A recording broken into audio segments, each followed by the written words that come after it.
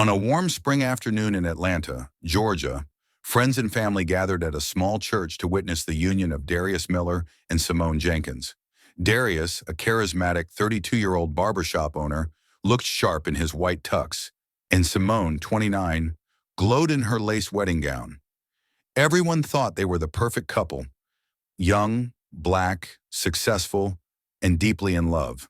But lurking in the background was Simone's best friend and maid of honor, Tamia Washington.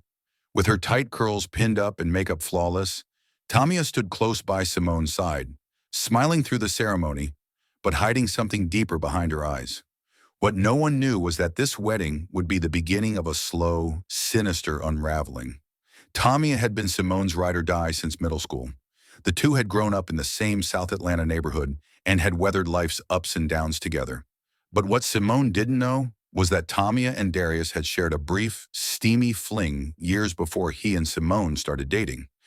What was supposed to be ancient history started to reignite. During late-night wedding planning sessions and group outings, Darius and Tamia found themselves drawn to each other again. Flirtatious glances turned into lingering touches and eventually into secrets they swore to keep buried. Just 3 months into the marriage, Simone started noticing strange things. Darius was coming home late, acting distant, and always texting someone on silent. At first, she brushed it off. Every marriage has its rough patches, right? But the real crack came when she found Tamia's earrings under the passenger seat of Darius's car. At first, she convinced herself they were from the wedding day, but her gut told her otherwise. She confronted Darius, and he denied everything. Tamia, when called out, laughed it off and called Simone paranoid. That was when Simone started watching them more closely, and what she saw would change everything. Simone didn't say much after confronting them. Instead, she decided to watch from the shadows. She started checking Darius's phone while he slept. She installed a small tracker in Tamia's car. It was painful. Every location matched.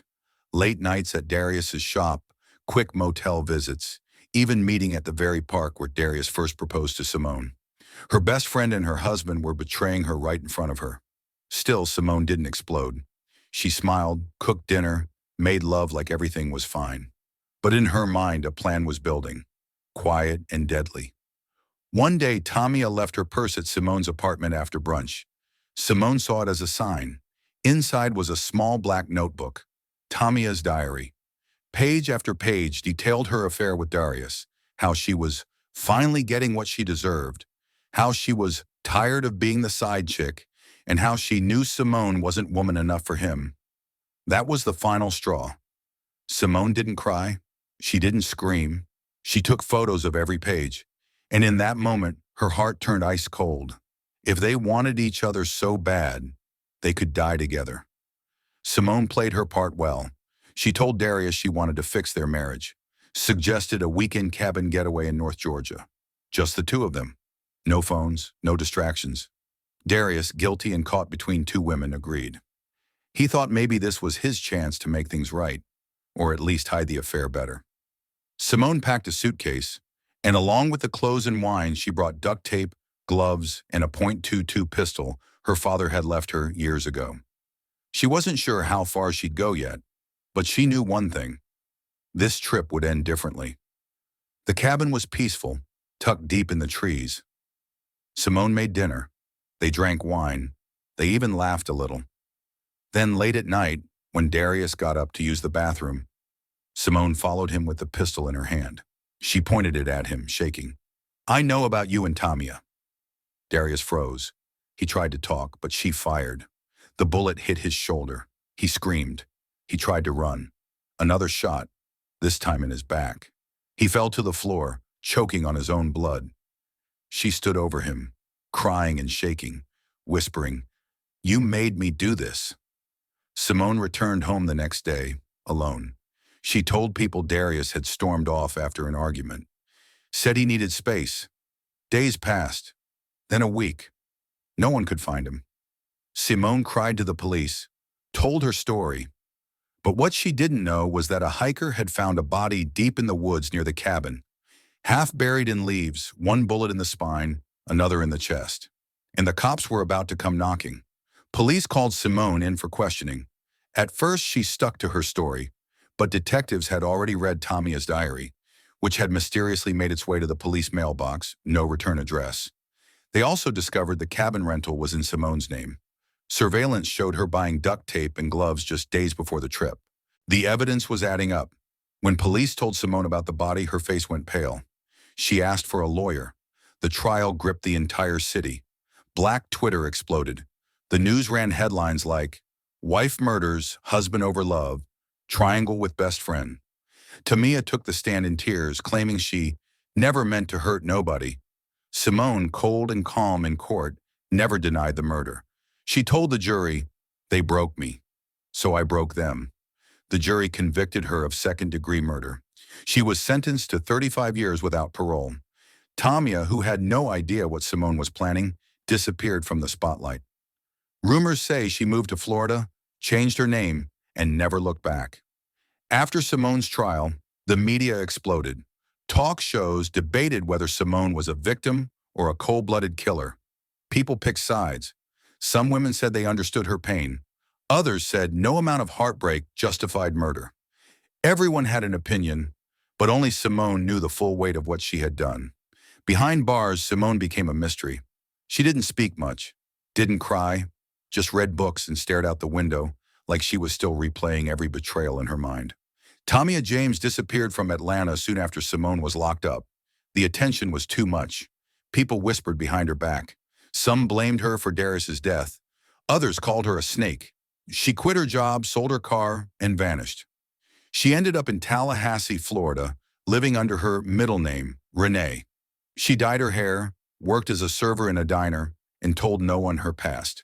But every time a customer flirted with her or the news showed a courtroom, her hands would shake. Guilt followed her like a shadow. Darius's mother, Miss Claudine, was heartbroken. She didn't understand how her son, who once sang in church and promised to stay out of trouble, ended up dead at the hands of his own wife. She went on the news holding a picture of Darius in his wedding tux, begging young people to stop playing with love like it was a game. She said, "This wasn't just cheating, this was betrayal on all sides. And now my baby gone." Her pain moved the city, but justice, she felt, came too late. Simone adjusted to prison life fast. She stayed quiet, kept to herself, and stayed out of trouble. But at night, she wrote pages and pages, letters to no one, letters to Darius, letters to Tamia, letters to herself. She didn't ask for forgiveness. She just wrote the truth, how love turned to pain, how betrayal felt like drowning, and how killing Darius didn't bring her peace, just silence. 2 years later, a documentary company reached out. They wanted to turn the story into a miniseries. Love, Lies, and Blood, the Simone Jefferson story. Simone refused. She didn't want her story sold. But Tamia, needing money and still running from her past, said yes. She sat in front of the camera with tears in her eyes and said, "I never thought it would end like this." The show aired. It broke records. Social media couldn't stop talking, but to the people involved, it reopened wounds that never really healed. After the show, Tamia spiraled. She started drinking again, had panic attacks. She couldn't walk down the street without someone whispering, "That's the side chick from the murder show." Her landlord found her one morning on the floor, barely breathing, pills, a suicide note, but she survived. In the hospital, she asked for a priest. She told him everything, not to be forgiven, but to finally let it off her chest. She cried harder than she had in years. A prison guard sold Simone's private letters to the media. The pages were raw, full of pain, regret, and cold honesty. One quote went viral. "I wasn't crazy. I was hurt. I was loyal to people who fed me lies. And I chose revenge when I could have walked away." Some called her wise.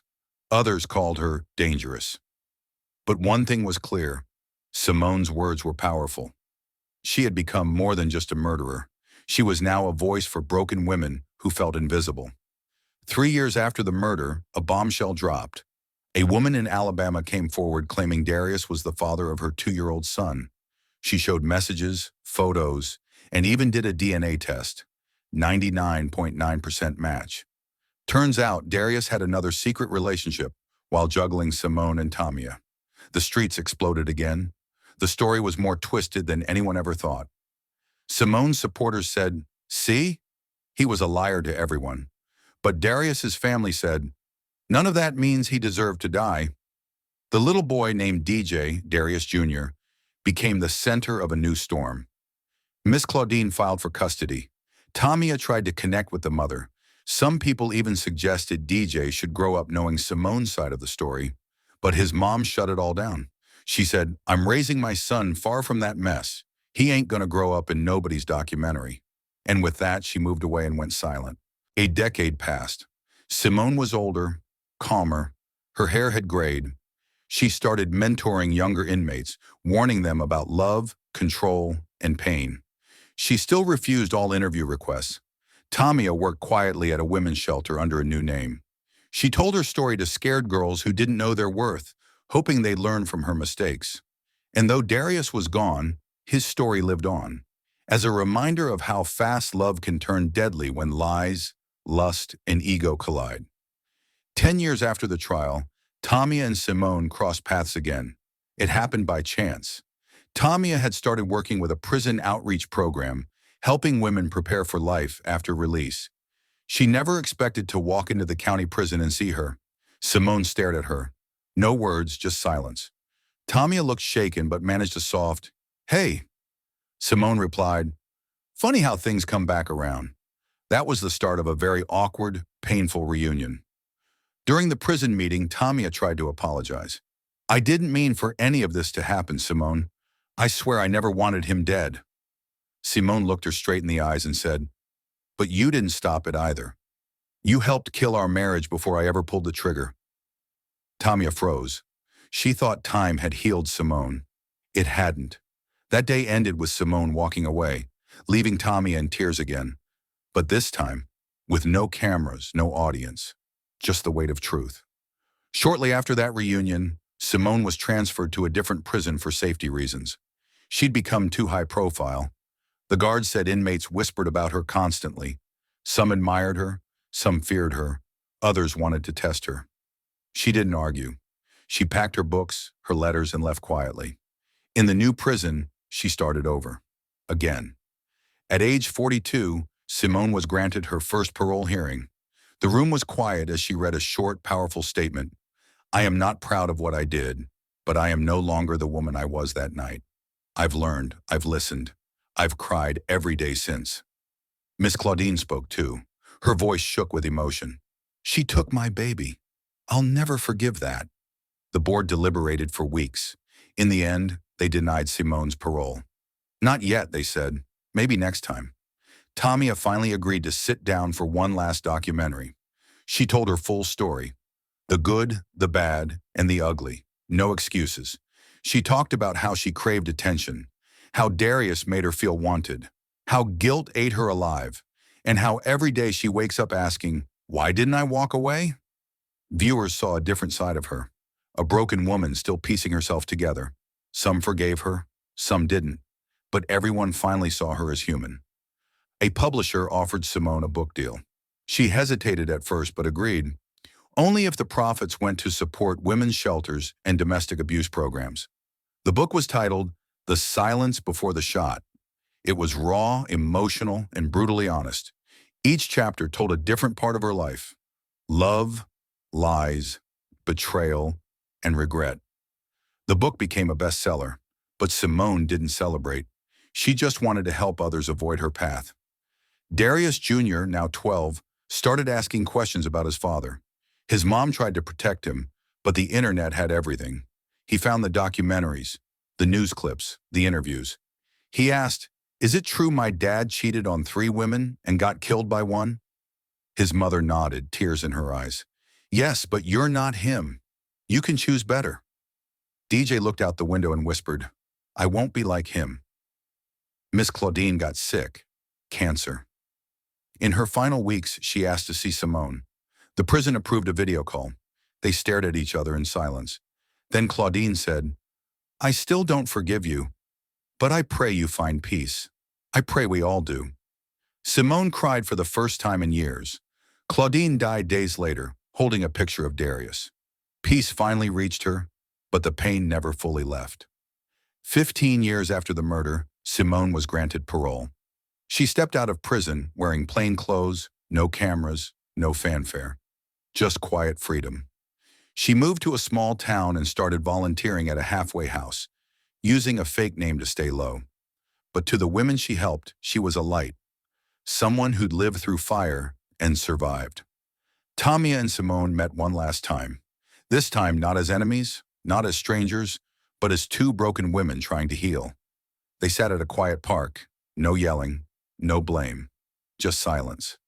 Tamia said, "I still dream about him sometimes." "You?" Simone nodded.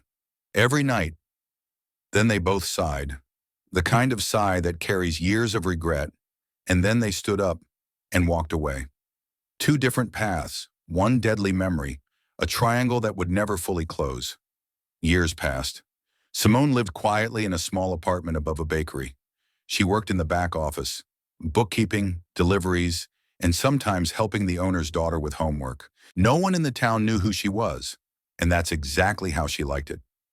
Every Sunday she lit a candle at home, one for Darius, one for herself, and one for the girl she used to be. Tamia had gotten married, this time to a man who wasn't flashy but steady. His name was Marcus. He knew her full story and accepted her anyway. They had a baby girl named Zaria. Tamia poured all her love into that child. She told herself every day, "This is my second chance. I won't mess it up." But sometimes at night, she'd wake up sweating from nightmares. Simone, blood, screams. Darius lying cold. Some wounds never fully heal. At 18, DJ got into a fight at school. A boy called his mother a killer. DJ punched him in the jaw. He was suspended, but during that time, he wrote an essay called "The Son of the Dead Man." It was about growing up in the shadow of a murder, about trying to love your mother and hate what she did. The essay went viral. It also got him a scholarship. Life was finally offering him something other than pain. Netflix dropped a surprise sequel to the original documentary, Deadly Vows, 10 years later. It showed new interviews with Tamia, DJ, and even some prison guards who remembered Simone. But one person refused to be in it, Simone herself. She left only a voicemail that played at the end. "I've said all I can say. Let the past rest. Let the dead sleep. Let the living keep going." That line alone shook viewers across the country. After the sequel aired, social media exploded. Some people said Simone deserved freedom, that she was pushed to her limits. Others said murder is murder. No excuse. A hashtag started trending, # justice for Darius. Old wounds reopened. People picked sides again. But the ones at the center, Simone, Tamia, DJ, said nothing. They were tired of the noise. One day DJ got a letter in the mail. It had no return address. Inside was a photo of him as a baby with his father holding him. On the back, just 5 words, "Don't forget who you are." He knew it was from Simone. He didn't know how to feel, but he framed the photo and placed it by his bed. DJ, now 21, drove hours to the small town where Simone lived. He didn't tell anyone. He waited outside the bakery until she came out, carrying boxes. Their eyes met. She dropped the boxes. "I'm DJ," he said. "Your son." Simone trembled. She whispered, "I never stopped loving you." They sat on a bench nearby. He asked her everything. She answered with tears and truth. He hugged her before leaving. That moment was the closest thing to peace either of them had known. Simone started painting again. Tamia went into counseling to help abuse victims. DJ launched a podcast for children of incarcerated parents. Each person, broken in their own way, tried to give something back to the world. Their names would always be tied to that bloody wedding triangle, but now their actions spoke louder. Healing wasn't fast. It wasn't perfect, but it was real. A reporter tracked down Simone and begged for just one interview. She finally agreed. Her final words on camera were simple. "If you are in a toxic love triangle, run. Love shouldn't confuse you. It shouldn't hurt you. I stayed too long. I paid the price. Darius did too. Don't wait until someone dies." That clip was shared millions of times. Schools began using it in their programs. 20 years after the murder, the story was featured again. this time as a cautionary tale in a major university's psychology course. The professor wrote, "This isn't just about a murder. It's about obsession, betrayal, and silence. About what happens when women are told to keep secrets, to keep peace." Simone, Tamia, and DJ were invited to speak. They stood together on stage, awkward at first, but united. Tamia and Simone visited Darius's grave one last time. DJ came too. They stood in silence. Simone placed a white rose on the headstone. Tamia whispered, "We loved you, even if we failed you." DJ added, "I'll do better, I promise." And with that, they turned and walked away. Not as enemies, not as broken people, but as survivors. Years later, DJ wrote a book, Letting Go of the Dead. It became a bestseller. In the final chapter, he wrote, "This story isn't about a murder. It's about what led to it. It's about not speaking up. It's about broken people breaking others, but it's also about growth, about choosing peace, about letting go of hate." And in small print, the dedication read, "For Mom, for Simone, for Dad, I still love you all. Remember to share, like, comment, and subscribe. I'll see you on the following story."